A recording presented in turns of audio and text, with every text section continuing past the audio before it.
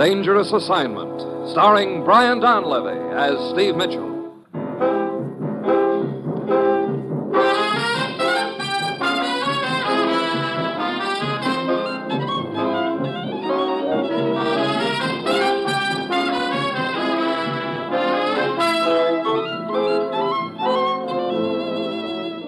Yeah, danger is my assignment. I get sent to a lot of places I can't even pronounce. They all spell the same thing, though, trouble. But when I walk into the commissioner's office, I don't realize this assignment's going to have me asking, when is a friend not a friend? Answer, when he's tickling your ribs with a gun.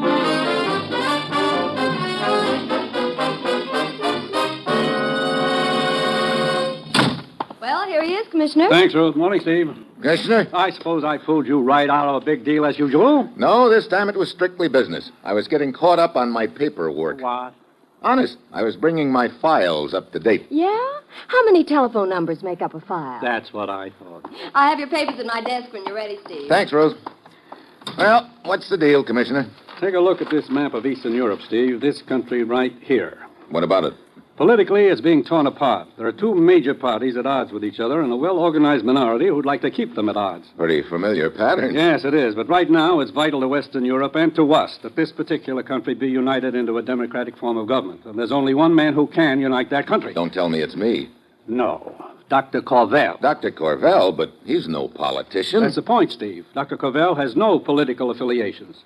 He's that country's leading citizen, a scholar, a scientist, a man of stature. Yeah, he could be just the man for the job. As you know, he's been living in this country since the war, but now he feels it's time to return to his own country. There's to be a vital meeting of the legislature over there in 3 days, a meeting that could determine which way the country goes. If Corvell could pop up at that meeting, it might turn the trick.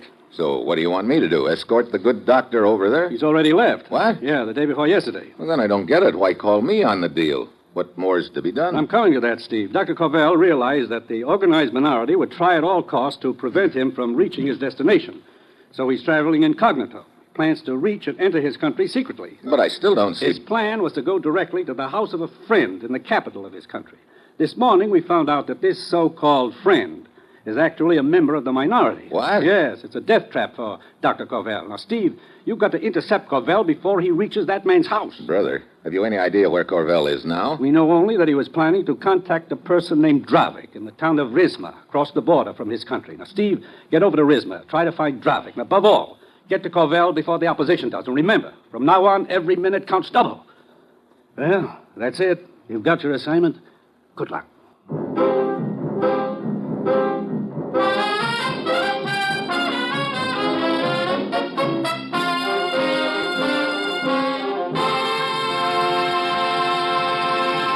The National Broadcasting Company is presenting Dangerous Assignment, starring Brian Donlevy in the role of Steve Mitchell, colorful, two-fisted government agent.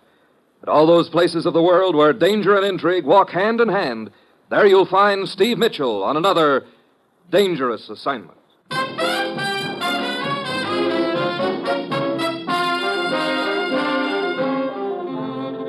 Sure, I've got my assignment. Just a simple matter of getting to Dr. Corvell before the opposition does, and incidentally trying to keep the opposition from getting to me. A real cinch. Well, it's Tuesday when I get to Rizma. I've got to find Dravik in a hurry, but I haven't any idea where he is. There's only one hotel in town, so I check in, and then I ask the desk clerk about Dravik. He says he's never even heard the name, but he does remember a distinguished-looking man with white hair staying at the hotel overnight a couple of days ago. Probably Dr. Corvell. I turn away from the desk and start across the lobby, and then I spot a very familiar face. It's a foreign agent named Marzak. I've tangled with him plenty in the past, and I've no desire to renew the acquaintance now, so I start to duck into the bar, but he sidles in front of me. Well, my old and dear friend, Mr. Mitchell. Hello, Marzak. My, such a cold greeting to give to a man who possesses such admiration for you. After all the times we have been together in the past, Mitchell, even though on opposite sides of the fence, I should think that you might be a little more cordial. Look, you mind getting out of my way? The man is in a hurry. Such a pity, such a pity. I thought perhaps we might find a quiet corner and talk over old times together. I said get out of my way. But what destination could possibly be so important that you could not spare a few minutes for an old, let us say, colleague? I'm going into the bar. If that's okay with you, Marzak. Splendid. Thank you for your invitation. I accept with pleasure. Some drinks, much talk, a perfect way to spend an evening. Look, for the last time, I didn't invite you. I'm drinking alone, and if you don't... Drinking alone? What a barbarous custom. But then I suppose it is to a certain extent fitting that a man should have a farewell drink in solitude. Farewell drink? Yes. I understand you do not like this town of Rizma. I cannot say that I blame you. Oh? I understand further that there is a train leaving here in half an hour and that you plan to be on it. So I decided to help you by reserving a compartment for you. Now, that's real sweet of you, Marzak. Ah. But what if I decide I like it here? In that case, I understand it is quite possible you may remain here permanently. You're quite an understanding guy, aren't you? Yes, and I believe you are also. Goodbye, Mr. Mitchell. Come again when you cannot stay so long, and please extend my very best regards to your commissioner. Yeah. I beg your pardon, sir. What? I overheard you ask the desk clerk a few minutes ago about a distinguished-looking man with white hair. What about it? I believe you are referring to Dr. Corver. Was I? Who are you? Bisco, a friend of the doctor's, and I am worried about him. What do you mean? His return is the one thing which can unite our country. But I feel he is in great danger. You see, he plans to go to the house of a friend of his in our capital. I now have reason to believe that friend intends to betray the doctor. I see. Yeah, Bisco, you're right. That is why I crossed the border to Rizma here, to try to intercept the doctor and warn him, but I was too late. He has already left. Yeah. You ever hear of a guy named Dravik? Dravik, no. Mitchell, the situation is very serious. We must find Dr. Corver. First, I've got to find Dravik. I can't get very far doing that with that character Marzak on my tail. Yes, I saw Marzak talking to you. I know all about Marzak. He is a dangerous man. He just invited me to leave town. If there were only some way I could shake him, might give me time enough to locate this Dravik. Wait. I think I have an idea. What is it, Bisco? See, Marzak is across the lobby watching us. He undoubtedly knows you have orders to find Corver. And also, undoubtedly, Marzak has orders to stop you. So? So if we were to conclude our conversation and I were to slip furtively out the side door and get into my car, Marzak might assume I had information concerning Dr. Corver. Yeah, he'd probably follow you, all right. I will make sure he follows me a long way. Long enough to take him off your trail for an hour or two. Okay, Bisco, it's worth a try. Go ahead.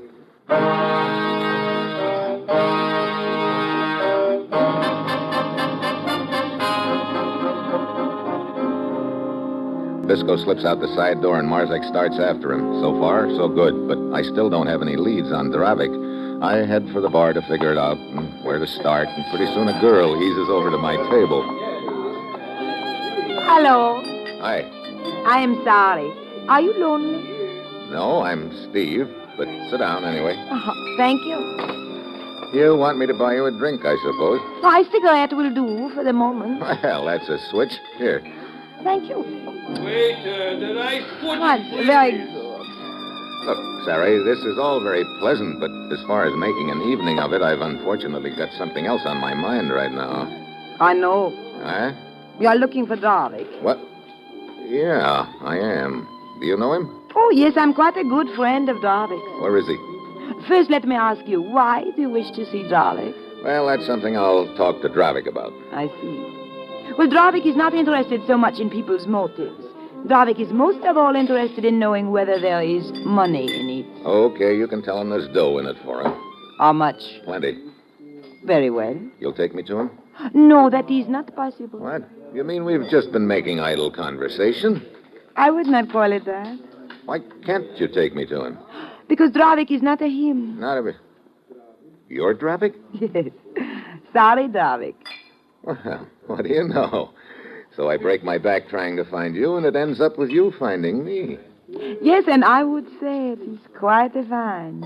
Oh? But I still would like to know why you wish to find me. Well, first, let me ask you, how do you fit in this deal with Dr. Corvell? Deal? Dr. Corvell? I'm not sure what you mean. Oh, unless it has something to do with my rat line? Your what? Oh, that is what they call it, the rat line. You see, Stephen, there are many people in countries behind this, what you call iron curtain, who wish to be elsewhere. So, for a considerable price, I smuggle them out. I see. Does your rat line ever run in reverse, Sari? You too. What do you mean, me too? Most people are breaking their backs trying to escape to the west these days. And now twice in 2 days I find men who wish to go east. I think everybody's suddenly crazy. Wait a minute. This other man who wanted to go east, was he a tall fellow, distinguished looking, with white hair? Ah, that is the man. Dr. Corvell, all right. He told me he wanted to go to the capital city of the country to the east of here, and he was willing to pay a great amount of money. So I, as you say, reversed my rat line. I took him across the border just before dawn. Look, Sari, I've got to catch up to him. He's going to collect a bullet if I don't. I see. Well, there is always the chance you will collect a bullet along the way. But for you... And for money. The two most convincing arguments I can think of. Very well, we will try to catch up with this Dr. Corvell. Here's an address. You meet me on the corner in front of this place in 2 hours. We will start then.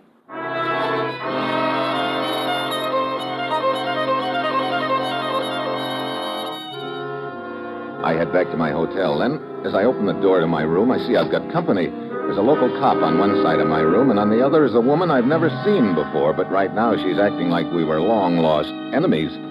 There he is, officer. Huh? That is the one. I insist you arrest him at once. Hey, what is this? This woman claims you stole her jewels. Stole her jewels now. I am look. positive of it, officer. This man is Hugo Brisac, the notorious gem thief. Hugo Schmoogo. I'm Steve Mitchell from the United States, officer, and if you'd care to look at my credentials... You see, officer. As I told you, this thief frequently poses as an American agent. I'm afraid you'll have to come with me. But this woman's mistaken. Unfortunately, I found her jewels in your suitcase. What?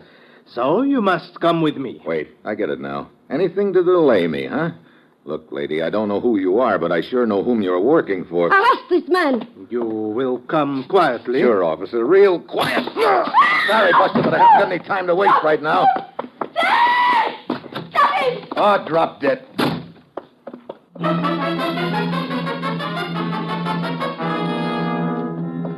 I run downstairs and duck out the side door. The opposition's gag had almost worked. By the time I could have talked my way out of the frame, it had been too late to catch up with Dr. Corvell, of course. Well, now there'll be the little matter of the cops on my tail. Great. I roost behind a few assorted ash cans in an alley for a couple of hours, and then I go to the address Sari gave me. She's waiting for me in the shadows. What? The notorious jewel thief. Yeah. I see the news travels fast, Sari. I believe the police are quite anxious to find him. I don't doubt it.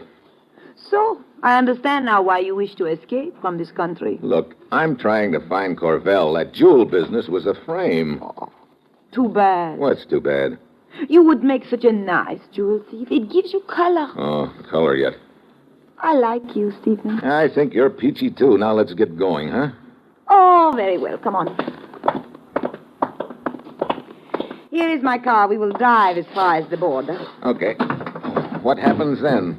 Well, when I get you across the border, one of my men will take you the rest of the way. Hey, What's the matter? a guy running across the street at us. Get going. It's Marzak. Oh? Who is The Marzak? guy who rigged the jewel frame on me. Hey, he's trying for the running board. You will not get away, Mitchell.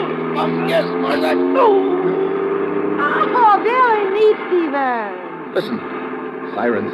Marzak must have tipped the cops I'd be around this neck of the woods. This is just wonderful. Oh, are you always in trouble? Look, I'm to trouble what honey is to a bear. Now, come on, keep that gas pedal down to the floor.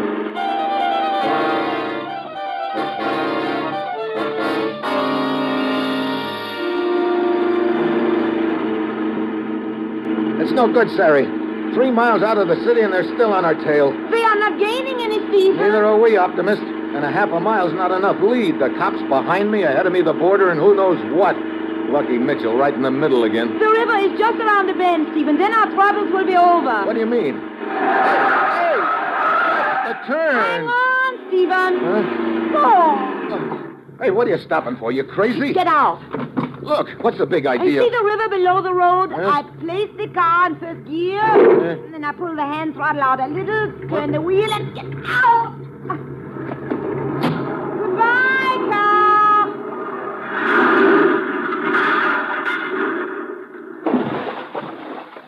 Quick. Now, into the bushes. This is fine. Now, we just wait while they go by. Hey, pretty neat. Looks like you're an old hand at this, Sari. Oh, it is not hard to learn. But isn't running a car into the river sort of expensive? It will go on your bill. Oh, I Here they come. So now we go across country to the border. It's only a kilometer or two. see. Lead the way. Once we get across the border, how far is it to the capital? Oh, about 30 kilometers. Just across the border, we will meet a farmer with a horse-drawn wagon. He will take you to the next village. There, a man will be waiting for you in an automobile to take you the rest of the way. I just hope we get there in time to keep Dr. Corvell from walking into that trap at his friend's house. Hey, wait a minute. What is it? Quiet. Somebody heading this way. Probably the border patrol. Get down. Yeah. I see them. Perhaps we had better get closer together. Yeah, Like I said, you seem to be an old hand at this. Like I said, it is not hard to learn. Hey, quiet. Here they come.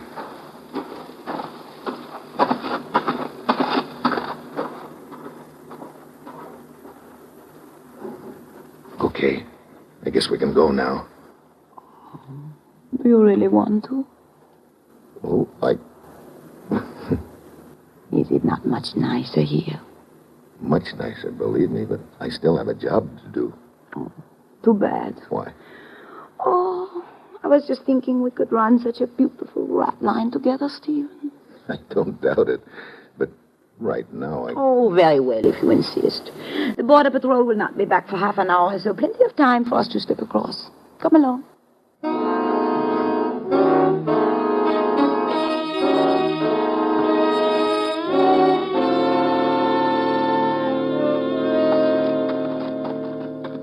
There's the farm and his wagon, Stephen, waiting in the shadows. Yeah, I see them. Dimitri! Yes, Holly. Well, this is goodbye, Stephen. I wish you were not leaving. I'll be back. I wonder. What do you mean?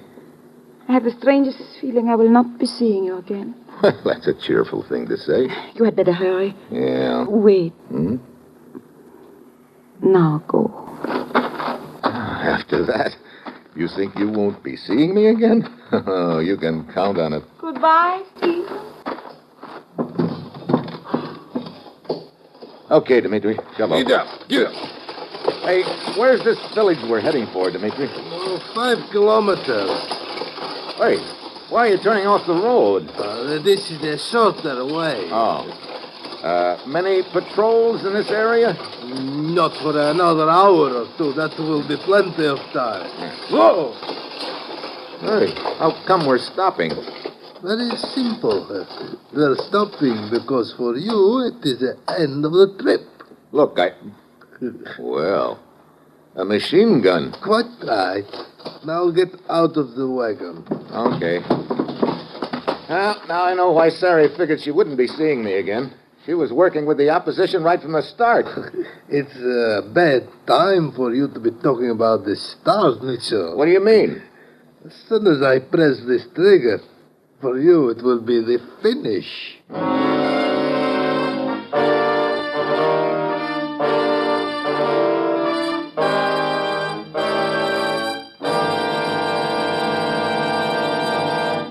You are listening to Dangerous Assignment, starring Brian Donlevy as Steve Mitchell.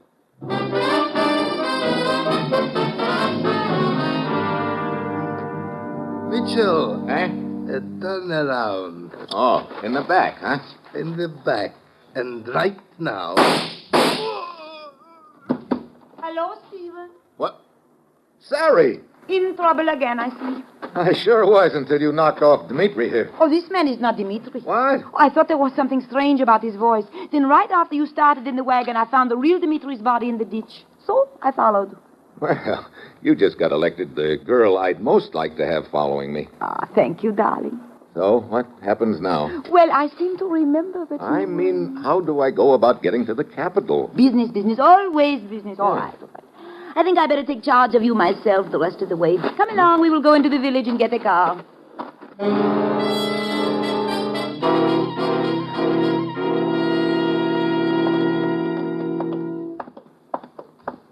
Hey, look, where is this car anyway? In the garage, just a few doors farther. Good. I've got no desire to be wandering around these streets any more than I can help. Marzak's boys might spot me. Stephen, wait. What? Some men in front of the garage. Quick, into the alley. Did they see us? I don't think so. Who are they? I don't know. That's the garage where you keep the car, huh? Yes. They must have gotten tipped somehow. Great. What do we do now? It's too far to walk to the Capitol. Oh, Stephen, look. They've started this way. Must have seen us. Come on, down the alley. Wait, Stephen, stop. Stop. Are you kidding? That door, an empty warehouse. Okay. Hurry it up. Brother, dark in here. We should be safe here. Yeah, but it's not getting us any closer to Dr. Corvell. Steve. Yeah, steps outside in the alley. Quiet.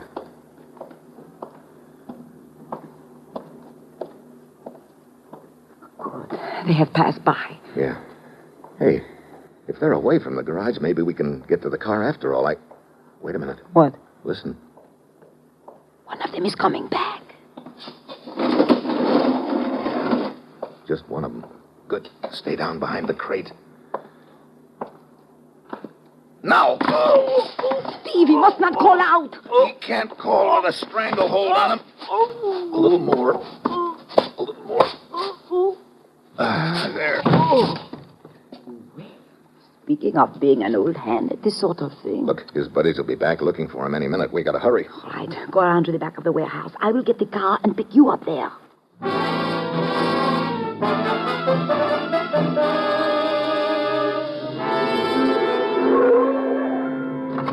Hop in, Stephen. Okay.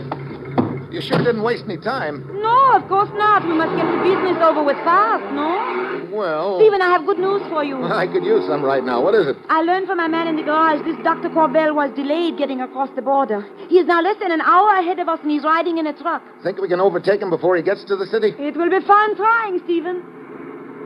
Hey, there's a car coming up at us fast. Oh, I see it. It's Marzak. Brother, what a tough guy to shake.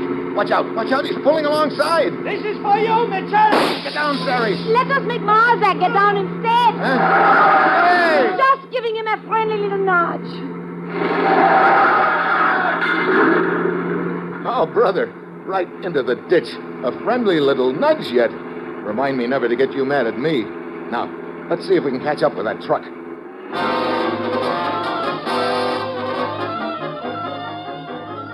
Sari jams the throttle to the floor and holds it there. The minutes tick off. This is the last lap of the race and the lap that pays off. Up ahead of us somewhere, Dr. Corvell in the truck riding innocently into a death trap, and Sari and I in the car trying to catch up with him before the trap is sprung. But at least we've whittled down the opposition. Marzak's out of commission. Also the fake wagon driver who tried to machine gun me. That should leave just the friend whose house Dr. Corvell is heading for. Finally, we get to the outskirts of the city. Then Sari points up ahead. There's the truck, Stephen. Yeah. You sure that's the one Dr. Corvell's riding in? Yes, I recognize it. It is my truck. Wait a minute. How about the driver? Oh, he's one of my men. He can be trusted. Okay. As soon as we get up to the truck, pull alongside it and tell the driver Stephen, to... look coming out of the side street. Huh? A hay wagon. Oh, it has stopped in the center of the road. Oh, brother, the other team's throwing everything at us but the water boy. I think I can get around it. Hey, now look, don't try to nudge that hay wagon into the ditch. No, we will turn here. Oh, brother, another inch and we'd have lined up with the rest of those tomatoes on that vegetable No, stand. down the alley. Hey, watch out, that car! Are you still with me? Yep, I got enough feathers on me to pass for sitting bull. There. We should be around the hay wagon. Now we will turn back onto the road and catch the truck. Hey, the truck's nowhere in sight. Oh, but it could not have gotten far. Oh, great, to get this close and then... There, look. There it goes, down the side street. Yeah. Oh, it's only a block ahead of us now. Wait, it's stopping in front of that house up ahead. Dr. Corvell's getting out. He's going up the stairs. Stephen, we are too late. If I don't catch him now, this race is going to turn into a dead heat. Jam on the brakes. Dr. Corvell! Dr. Corvell, wait! Who are you? Steve Mitchell, government agent from the States. Get away from that door. No, this is a trick. Let go of me. Now, look. My friend Miklos is inside. Let go. Your friend Miklos has a bullet for you. Take your hands off me. Get down. Miklos! I've got him. Oh, boy. One more second would have been too many. I hope I never have to cut it that close again. I cannot believe it. I thought Miklos was my friend. Yet all the while he was planning to betray me. Well, it's all over now anyway. Come on, Dr. Corvell. Let's get you over to the legislature.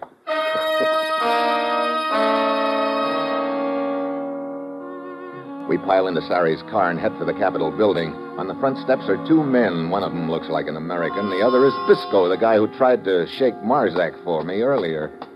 Mitchell? Yeah? Thompson from the legation. We just about given you up. Me, too. Looks like you didn't have much luck in shaking Marzak for me, Bisco. I tried, but he was too clever for me. So I thought the best thing to do was come back here to the Capitol. There's been an all-night session of the legislature inside, Mitchell. The whole thing's hanging in the balance. Could go either way. Then I had better go inside immediately. Yeah.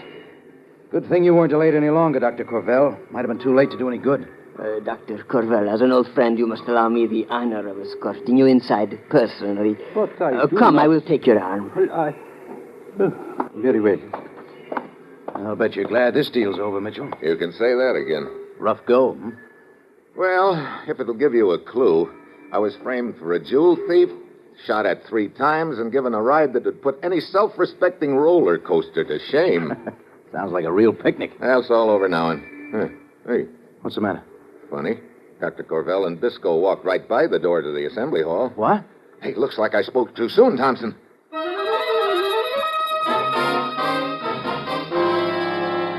I slipped down the stairs and around into the alley beside the building. There's a car parked by the side door. I hugged the wall. A moment later, the door opens, and out comes Dr. Corvell, followed by Bisco. Into the car, Corvell, and remember, I'm holding a gun on you in my pocket. Guess Corvell's got no friends at all, Bisco, huh? Mitchell! Yeah, Mitchell. Get your hands off me, I will kill you! I've got your wrist. You pull that trigger now, and you'll... What a hard guy to convince. He shot himself. Yeah, trying to do likewise to us. Who is he? I have never seen him before. That's what I figured. Come on. When he took my arm, I could feel the gun in my side. Didn't leave you much choice but to go with him. Mitchell, you okay? Yeah. Okay, Dr. Corvell. Better get in the assembly hall. Yes, Thank you, Mitchell. Thank you. I hope he's in time. Hey, listen. I guess that's your answer, Thompson. Yeah, I guess it is all right. Well, I suppose you'll be wanting to get back right away, Mitchell. I can get you a plane reservation. Well, as a matter of fact, Thompson, I already have my transportation all lined up. Oh? Oh, you mean over there in the car? Yeah. Ah, I see your point. Oh, no, you misunderstand. You sure? Nope, I'm just thinking of my own safety. Safety? Look, air travel's pretty safe these days. That's not what I mean. I've already seen what she does to guys she gets mad at. After all, you can't blame a guy for thinking of his own neck, can you?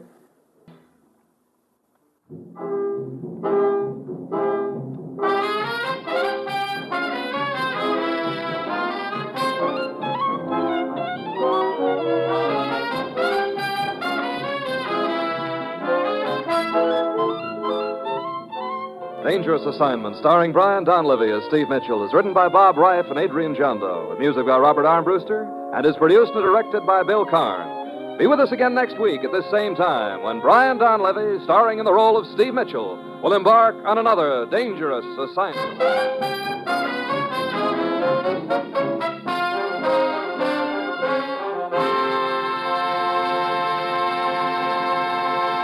Dangerous Assignment came to you from Hollywood on NBC.